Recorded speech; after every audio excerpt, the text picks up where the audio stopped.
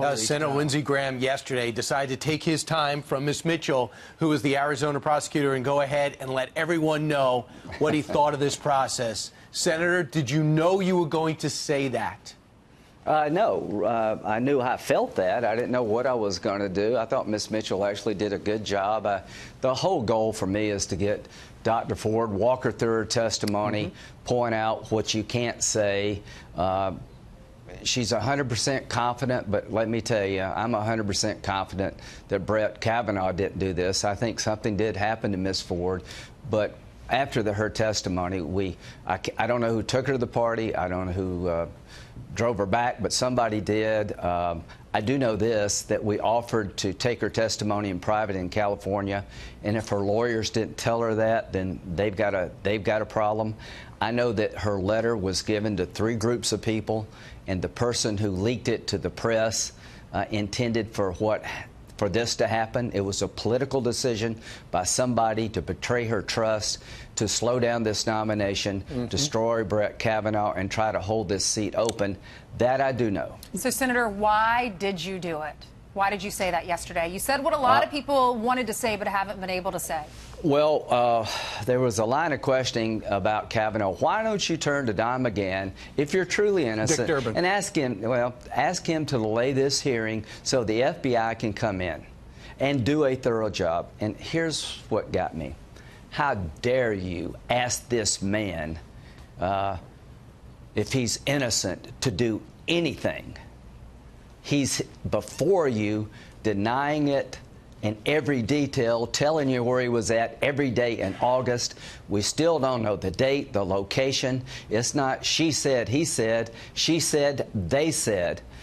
It was an effort politically to delay the hearing, to put the burden on him, to make it look like he must be guilty if he doesn't want to delay this hearing past the midterms. I had it with this process. The person who leaked this letter did it on purpose to create a political problem, to slow down the hearing, to start a narrative, to destroy Brett Kavanaugh, and they could give a damn about Dr. Ford. If she was not told we were willing to go to California, I find that hard to believe. Yeah. Your colleague, Dianne Feinstein, at one point was queried by John Cornyn, who we just had on, and said, hey, did you leak it? And she said, no, I didn't. And then he said, did your staff leak it? And she said, no, but I haven't asked him. I trust him. And then the staff said, no, we didn't do it. And then she said, probably came from one of Dr. Ford's friends. Do you buy that? No. No, I buy Dianne Feinstein didn't leak it because I like her and I trust her. But somebody did it in the circle of the California Congresswoman in her office, Dianne Feinstein's office, or the lawyers. Now, these lawyers were recommended, Katz was, by Feinstein. I got a little problem with that. When you look at where she's coming from, she is not exactly apolitical. So somebody leaked this anonymous allegation for the very purpose we see today, to delay this hearing, to destroy Kavanaugh's life, and they never intended to protect Ms. Ford, ever. I liked how you stood up for yourself. You looked at some of these Democrats in the eye who you said were your friends, and you said you have actually said that you want to delay this. You have actually said that you're doing this, and then you want to win in November. And what is your message for your friends that are Republicans that are on the fence? If you legitimize this by voting no, then you're setting up the destruction of all future nominees. You're denying a good man, highly qualified, who's led an incredible life, the chance to serve the country in a position he's eminently qualified for. You're legitimizing the politics of destruction. You are missing a lot if you don't see this as a political hit job. The 5 accusations have all fallen apart. If he has to prove himself innocent, he did for me. What standard would we use in the future to a Republican?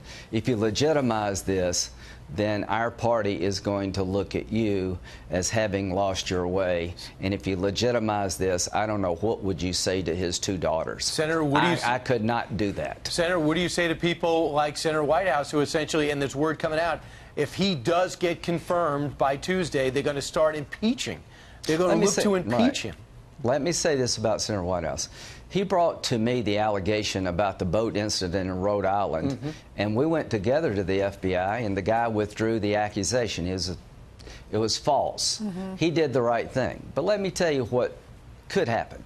There's no statute of limitations in Maryland for sexual assault. Now I'll tell Senator Whitehouse and anybody else, if the Columbia, Maryland Police Department or any other agency opens this case and there's a conviction, I will gladly reopen this matter, but I will be in the NBA before that happens. I don't like my chances. You know, Senator, when we all watched you yesterday, you were so passionate. It looked like... I was pissed. That's another way to put it, another P word. Pissed. But is it just my analysis, or it looked to me like you've had it up to here with how things are working in that room? Well, I had it up to here because I voted for Sotomayor and Kagan. Some people accuse Sotomayor of being a racist because of a single speech. I didn't buy that. They accused Kagan of being un-American because she supported kicking the ROTC unit out of Harvard. Well, that's just Harvard.